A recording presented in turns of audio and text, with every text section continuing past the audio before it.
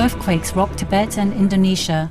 Early on Tuesday, August 2nd, a 5.1 magnitude temblor struck in the westernmost and sparsely populated Nyima county of Nagqu Prefecture. Also on Tuesday, Indonesia was shaken by a 5.4 magnitude quake that hit beneath the Banda Sea, 189 kilometers northwest of Saumlaki in Maluku Province. The nation was then jolted by a 5.5 magnitude quake on Wednesday, 33 kilometers northeast of Melonguane of North Sulawesi, followed by one of magnitude 5.2 off the coast of western Sumatra and 252 kilometers west of Bengkulu. There were fortunately no reports of damage or injuries for either of the events. Thank heaven for the safeguarding of those in the quake-stricken regions. We pray for the soon stabilizing of the ecosphere through our kinder care for all fellow inhabitants in a vegan world. Supreme Master Ching Hai wants to convey this message of gratitude to all governments, organizations, and relief workers from every corner of the world. Thank you, all the international and national help that brings care and necessities to afflicted victims.